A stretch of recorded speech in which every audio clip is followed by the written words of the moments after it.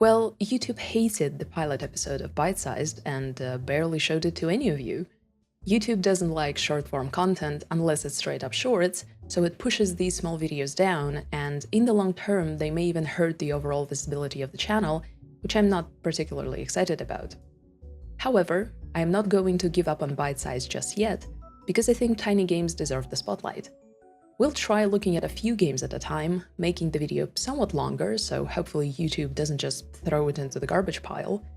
It kind of defeats half of my purpose, which was making smaller videos that are easy to watch and also easy to make, but luckily it doesn't defeat the other half, which is sharing tiny games that I love. We'll start out strong today with Wilmot Works It Out. I keep a close eye on all games Finji publishes, because they have yet to publish a game that I don't absolutely adore. Wilmot Works It Out is a puzzle-building game that serves as somewhat of a sequel to Wilmot's Warehouse that released 5 years prior. You play as Wilmot, a warehouse keeper by day and a Puzzle Club member by cozy evening. After you subscribe to Puzzle Club, your friend and neighbor, Sam the postwoman, delivers you your first parcel. It starts a puzzle season that can be completed in around 40 minutes to a little over an hour, depending on how good you are with this type of thing. Some parcels might contain more pieces than you need to complete a picture. In this case, you might want to group them somewhere to the side for the time being, until other pieces are discovered in another parcel.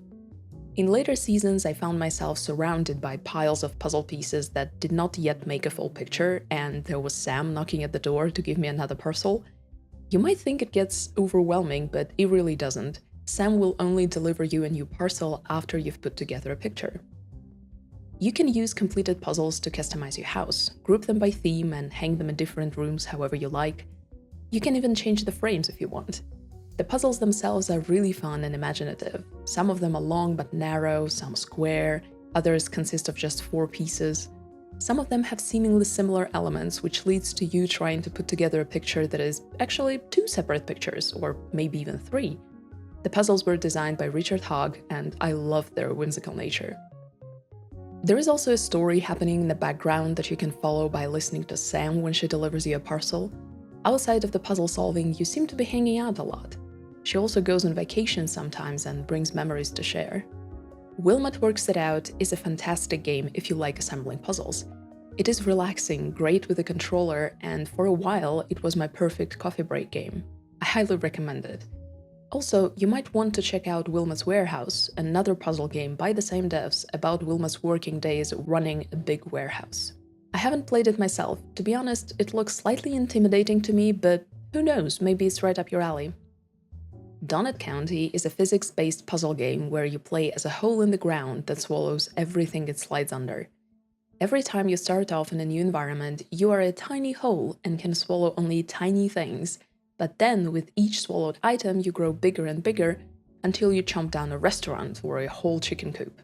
The destructive but very addictive gameplay is interlaced with story parts where the swallowed residents of Donut County, many feet underground, are trying to understand who is behind all of this mess and how to get back out onto the surface.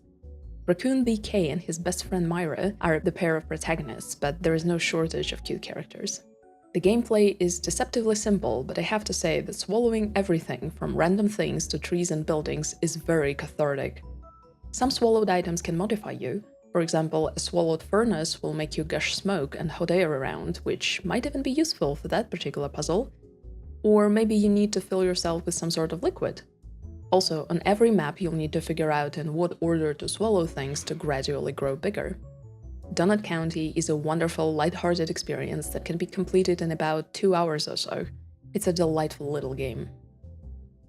And last, but definitely not least, the tiniest game in my collection of tiny games, A Short Trip. It is an interactive illustration created by a solo developer where you drive a tram through mountain villages. Oh, and all your passengers are cats. A Short Trip is fully hand-drawn with pencil and paper in amazing detail, and it has some really nostalgic quality to it. I don't know how to describe it, but when I look at it, and even more so when I play it, I feel the sense of tranquility and quiet adventure. Drive a scenic tram, pick up cats on the stations lost in the mountain villages, drop them off and just enjoy your time. There's also a scheduled mode, where you can earn high score and gratitude from your passengers, if you arrive exactly on time and stop the train directly at the station. The route itself is just a few minutes, but it loops around just like a real tram would, so if you want to relax by helping little hand-drawn cats reach their destinations, this game is for you. Absolutely charming. And that's it for today. I hope you enjoy this format, and also that YouTube will stop trying to murder my creative endeavors. Let me know if you try any of these games, and also if there are other small games that you enjoy.